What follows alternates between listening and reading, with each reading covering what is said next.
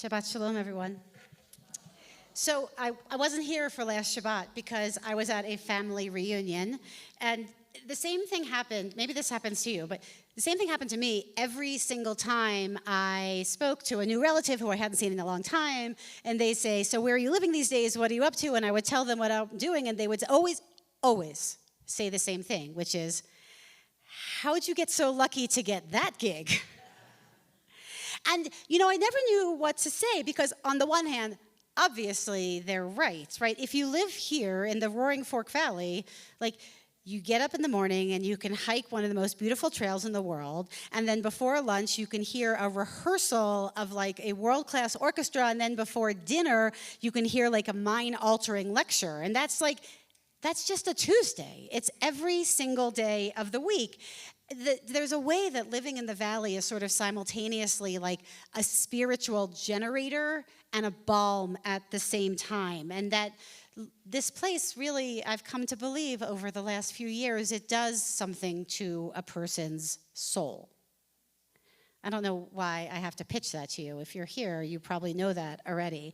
But as the summer season opens, I actually want to set a kavanah. I want to set an intention or a spiritual direction for our hearts for what we do with this gift that we have been given that we call the Roaring Fork Valley. Because the truth is, in Judaism, there is no such thing as pure joy without obligation.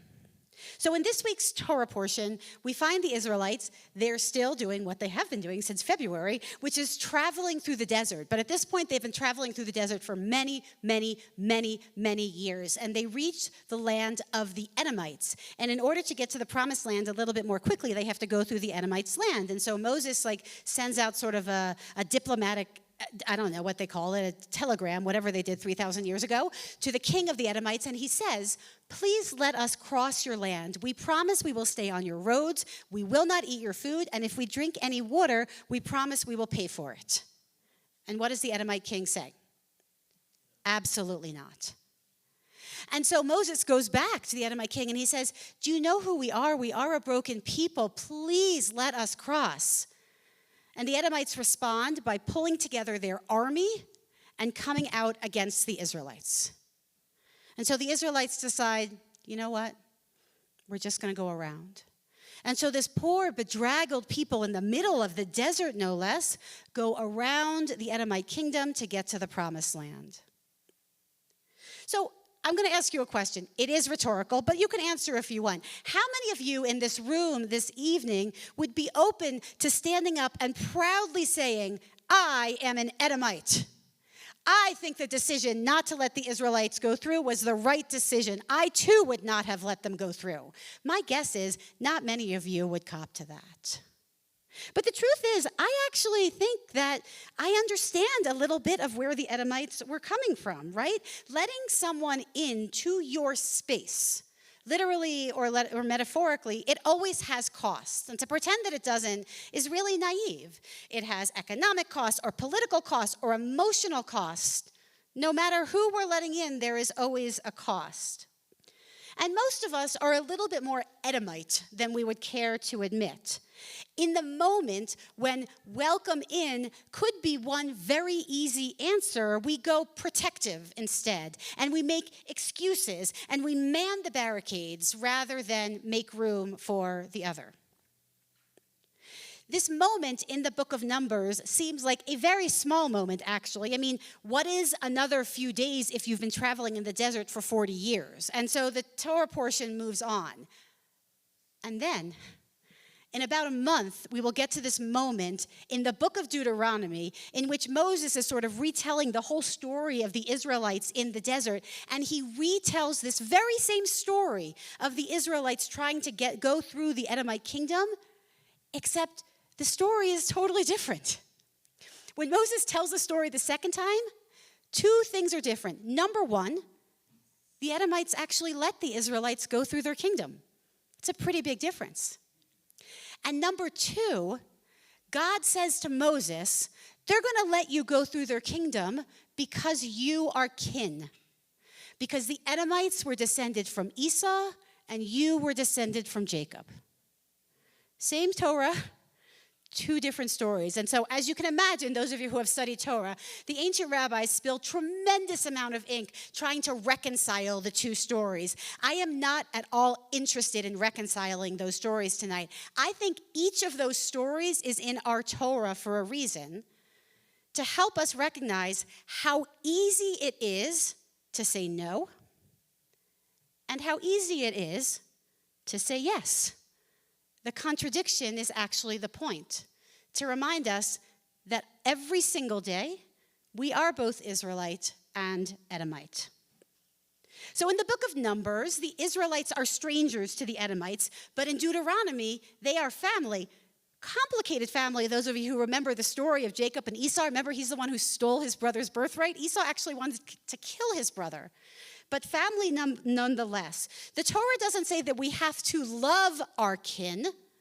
The Torah just says we have to welcome them in. And the Torah here, I would also argue, is not making a genealogical argument. It actually doesn't matter so much that they were blood related. The Torah is modeling two types of practices, one that keeps people out and one that welcomes them in.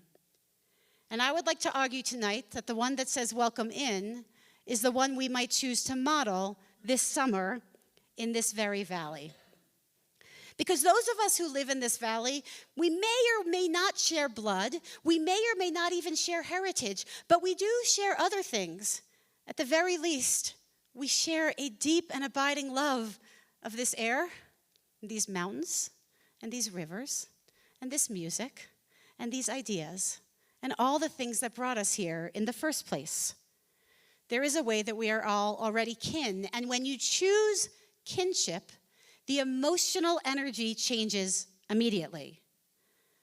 You can cross. Come on over here, we say much more easily to the other.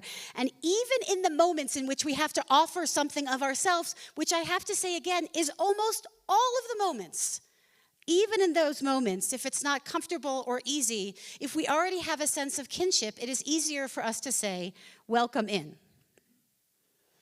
The nourishment that we find here in the Roaring Fork Valley is not meant to be hoarded. We are not meant to take it in and to turn inward. It is instead meant to make us strong enough to turn outward, to look at the person standing on the other side and say to them, perhaps you too are kin. That is the joy and the obligation at the same time. So really, when my family would say, oh, you're so lucky to have this gig, again, it depended on who the person who was asking, what I would say in response. But the truth is, any of you who actually know me know, the reason I feel that I am so lucky to have this gig is actually not because of what we have outside of these walls, but of course, because of what we have inside these four walls. It's because of us. I believe that we here in this valley can practice in microcosm what our community and our country and our world needs more than ever before. We are capable of finding the kinsman in the stranger, whether it's the tourist or the local, whether it's the wealthy person or the person who is food insecure, whether it's someone who has never been to Shabbat services or someone who has been to 400,000 of them, whether it is a person who is trying to rebuild their life after making a mistake and the community deciding whether or not to let them in. This is my kavanah. This is my intention for us for this summer. Not to abandon all of our sources of joy because God knows we need them and we deserve them, but instead to treat them as a type of base camp rather than a fortress, so that in the moment when you're tempted to say that you don't recognize the stranger, instead you feel spiritually strong enough to look again, to look harder, to recognize that just perhaps you can imagine that they too are kin and that they should be allowed to join you on the journey. Shabbat Shalom, everyone.